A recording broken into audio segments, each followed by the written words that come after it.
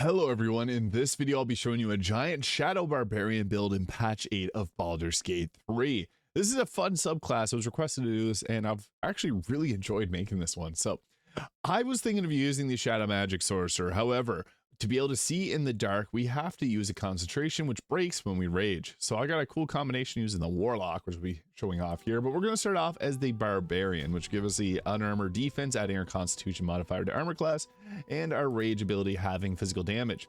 Now we do need to build a bit around charisma because we're going to be using the Hexblade Warlock, which adds a few cool abilities. So this does make for a good face of the party as well. Early on in the game, you can build around strength, dexterity, and constitution. But later on in the game, we can change up our stat spread. I would recommend having a decent bit of dexterity there. If we get that up to 16, that's ideal. A stat spread like this can work well. You could also, if you want to get the highest possible armor class late in Act 3, use the Amulet of Rest, or the Constitution Amulet, and you can dump your Constitution stat. Or you could also use the Dexterity Gauntlets early on in the game and dump your Dexterity. So there's ways to work around the stat spread. I'm going to use the Constitution Amulet for this so we can always take the points out of here and put them into here for our other saves. So something like that can work well.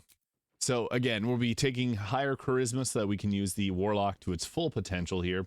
But we'll first be going into the Barbarian. At level 2, we get our Reckless attack, as well as the advantage on saving throws against Dexterity, Trap, Spells, and Surfaces. So Fireball, less likely to hit us. Level 3 gives us a subclass, and we're going to go with the Giant Barbarian here, which allows us to turn large and in charge. Pretty powerful. So we'll roll with that there, and for our next feat, there's actually a really cool combination we can use. We can go with the Dual Wielder feat and take the Sharp Spear of the Evening if you went with a evil playthrough, because that's one of the items you can get, which does give you the ability to see in darkness. We don't have to take the Warlock. But we can also go with an increased ability score or the Alert feat for the +5 to initiative. The nice thing about the Dual Wielder is it allows us to take some other weapons in our offhand, but we're going to want to use Shadow Blade because that's just going to be the highest amount of damage possible for us. So we're going to go with an ability score improvement to boost up our dexterity for just better armor class and survivability and initiative. So there's actually another cool combination I'll be showing you guys here soon. So at level 5, we get our extra attack, big power spike, fast movement, and the Boot of the Giants, allowing us to kick a target as a bonus action, potentially knock them off of a ledge. It's very good. Now, if you're leveling, I'd recommend taking level 6 for the Elemental Cleaver so we can throw any weapon. But we can also leave that for a little bit later. Well, I guess we'll take it right now just so that we can, but you can always take that a later time if you want to add in the Warlock a little bit sooner. And we're going to go with the Hexblade Warlock, which gives us the Bind Hex weapon and Hexblade's Curse. As well, we get a very useful spell for us because we can use Shield to prevent ourselves from getting hit, as we're not going to be able to really use spells for doing a whole lot as a barbarian. So it's nice to have Hex, but that's a concentration. We lose it. So we're going to take Hellish Rebuke and the shield spells here. And for the cantrips, we're going to want to have Booming Blade, obviously, as a very powerful option. And Eldritch Blast not bad either. So we got those two there.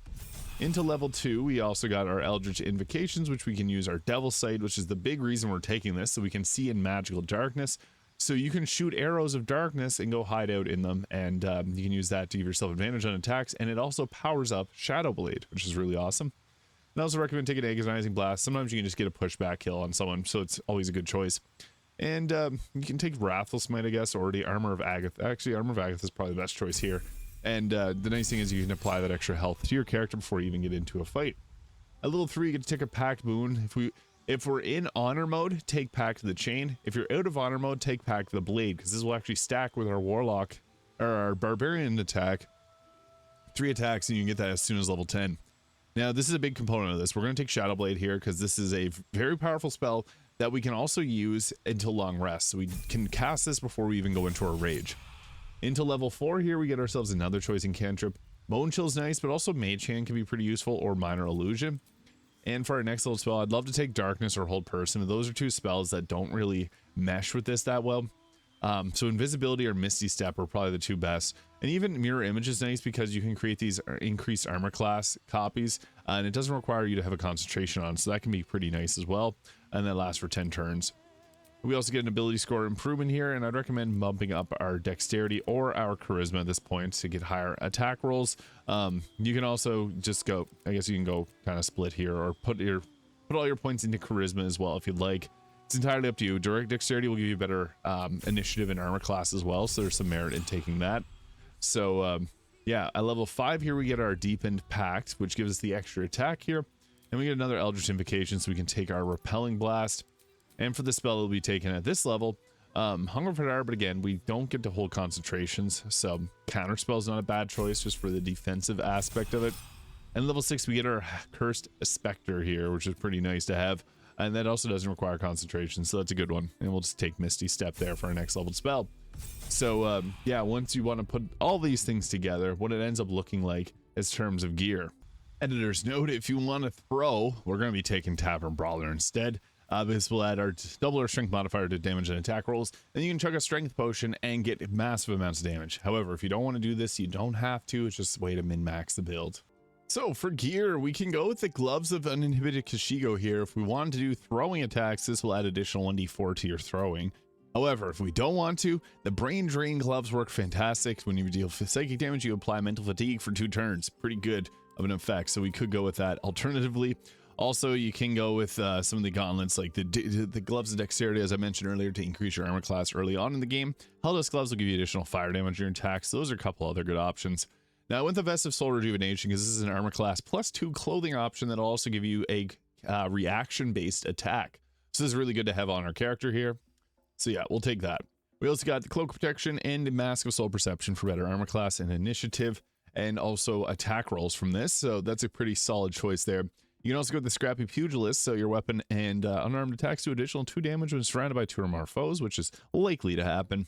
So you can go with that one as well. And even the Diadem of Arcane Synergy can add your Charisma modifier to your damage attack rolls, which is pretty good. Or damage rolls, it's pretty nice. Now, the reason I have a staff here, I'll get to in a second, it's to cast something. We got the Amulet of Greater Health. It's going to put our armor class up to 28, which is pretty nice. And then we also got ourselves the Killer Sweetheart, and then also Ring of Protection, and the Hellrider Longbow for +3 to initiative. So the reason we got this here, it gives us Arcane Battery, which we can then activate so that we save ourselves from using one of our spell slots on our Shadow Blade. Now, if we would have taken level 7 Warlock, we would get an upcast version of this. I guess we do get the upcast version, 3d8 of psychic damage. So yeah, this starts to hit hard because if we have ourselves the Resonance Stone, this will double the psychic damage. Becomes pretty crazy pretty quickly. So I'll show you what this looks like in actual combat here now. Another cool option is if we use the Elemental Cleaver to add cold damage to our attacks, we can actually use the Snowburst Ring to create ice patches, which is great for crowd control. And if we need to attack a target that's next to us without triggering the ice patches, we can also just change the fire damage or another elemental damage type. And you can also use the Disintegrating Nightwalkers, which will give you the ability to walk on ice too. So that's another consideration if you want to go with something a little bit different than what we're currently working with. So yeah, Snowburst Ring is extremely effective for this. And if you never get into a fight, you can always precast your Mirror Image as well as Armor of Agathis for additional health and return fire, basically, so you can get that off ahead of time. All right, so the first thing we're going to do once we get into combat is use our Giant's Rage. We won't be able to kick on the same turn, but this turns us large and in charge, so we're going to pop that.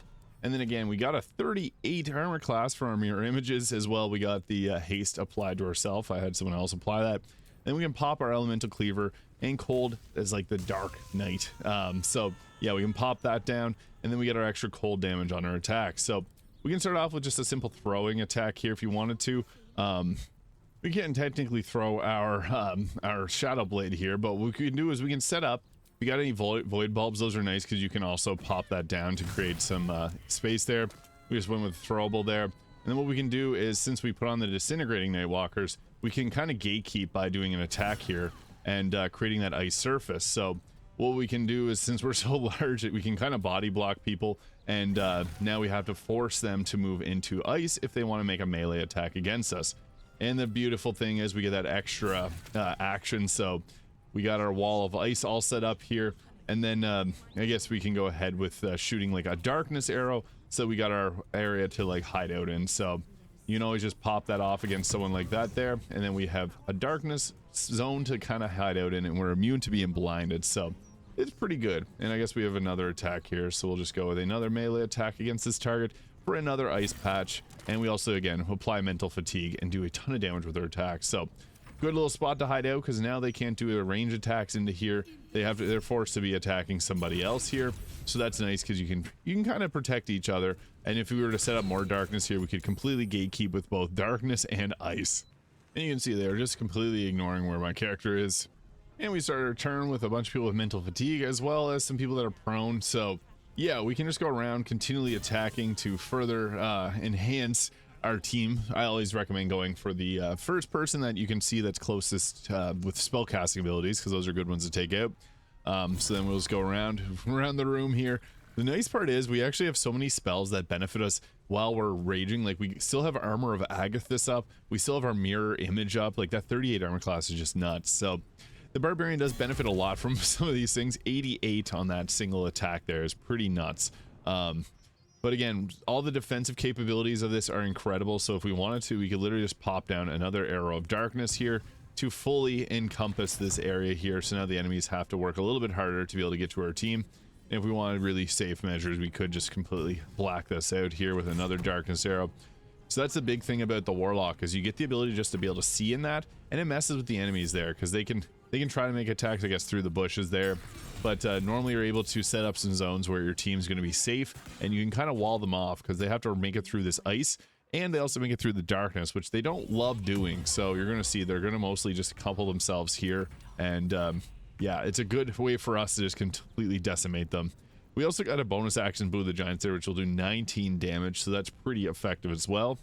And on top of all that, we can take Nirelna and throw Nirelna. Now, there's something fun about Nirelna, so we go to throw it there, that large area of effect, and Nirelna will automatically go into our hand. So if you wanted to swap weapons at any time, you can always throw Nirelna, and then you got it here, and then you can go full in on the throwing abilities.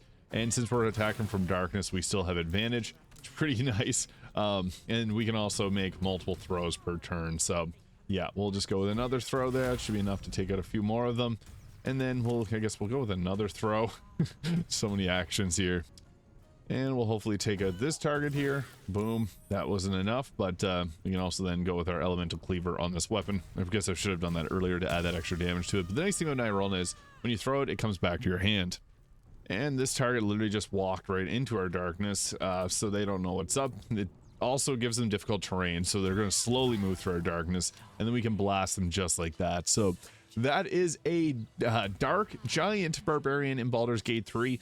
Cool thematic build. There's definitely a way to make this optimal, and that is by using our Mirror Image, Armor of Agathis, and other spells that don't require us to concentrate. So it's pretty fun. Let me know your thoughts in the comments below, and hit the subscribe button below if you enjoyed.